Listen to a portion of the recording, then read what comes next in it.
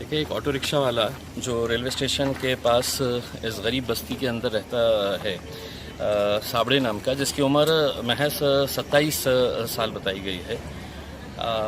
वो लड़के ने आत्महत्या की है। वो रिक्शा चलाता था, रिक्शे के ऊपर लोन था और ऐसे पीरियड के अंदर जब कारोबार नहीं चल रहा है तब बैंक वाले, फाइनेंस वाले फ़ोन कर करके उन्हें परेशान कर रहे थे। तो ऐसे हालत में उससे बर्दाश्त नहीं हुआ और उसने फांसी लगाकर आत्महत्या कर ली।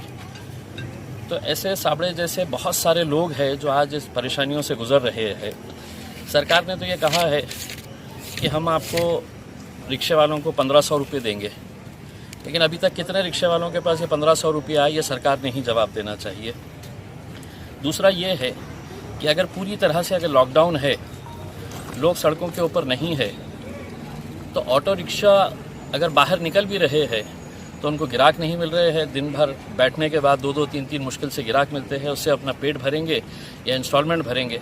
तो हमारी मुख्यमंत्री उद्धव ठाकरे साहब से और प्रधानमंत्री साहब से विनती है कि टीवी के ऊपर आते वक्त इन गरीबों के बारे में भी फिक्र करें, क्योंकि ऐसे नौजवान लड़कों की अगर मौत हो रही है, वो अपनी जान दे रहे हैं, तो इसके लिए कोई ना कोई तो जिम्मेदार है और ये जिम्मेदारी सीधा सरकार के ऊपर जाती है। हम सरकार से यही अनुरोध करते हैं कि साबड़े जैसा दोबारा केस हमारे शहर के अंदर या हमारे राज्य के अंदर नहीं होना चाहिए। इसकी पूरी दक्षता देकर सरकार ने जल्द से जल्द इनको किस तरह की राहत दी जा सकती है, चाहे वो फाइनेंस कंपनियों की तरफ से और बैंक के जितने भी रिकवरी एजेंट्स है। हमने पुलिस को और प्रशासन को साफ तरीके से ये ताकीद की है और ये बताया है कि अगर कोई ज़ोर ज़बरदस्ती की गई, कोई फाइनेंस कंपनी की तरफ से और बैंक्स की तरफ से, क्योंकि इस पीरियड के अंदर लोगों को पैसा देने के लिए है ही नहीं, और ये रिकवरी एजेंट्स अगर दादागिरी के बल के ऊपर कभी गाड़ियां उठाकर लेकर जा रहे हैं, कभी उनके घर वालों को परेशान कर रहे हैं, तो ये किसी सूरत के अंदर बर्दाश्त नहीं किया जाएगा। और इसके लिए पूरी तरह से स्थानिक प्रशासन और स्थानिक पुलिस इसके लिए जिम्मेदार रहेगी। हमने लिखित रूप के अंदर दिया है, तो हम उम्मीद करते हैं इसके ऊपर जल्द से जल्द है तो प्रशासन कोई ना कोई कार्रवाई। सर, आज की मीटिंग का बायकॉट क्यों किया आपने?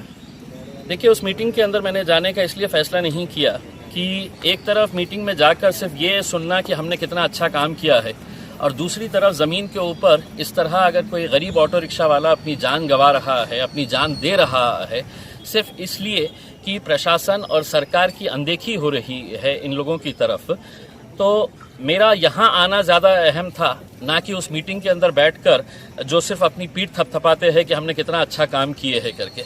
अगर अच्छा काम किए होते तो शायद ये लड़के की जान बच जाती थी। आज उसके परिवार के ऊपर क्या बीत रही है, उसके माँ के ऊपर, उसकी पत्नी के ऊपर क्या बीत रही है, शायद उस मीटिंग के अंदर बैठे अधिकारियों को एहसास नहीं है। मैं उन लोगों से भी ये अनुरोध करना चाहूँगा कि एक बार यहाँ पे निकल कर आए और देखें इन लोगों की हालत कैसी है करके, तब आपको समझ में आएगा कि आप सिर्फ बयानबाजी जो करते हैं और ज़मीनी हकीकत के अंदर कितना फ़र्क है।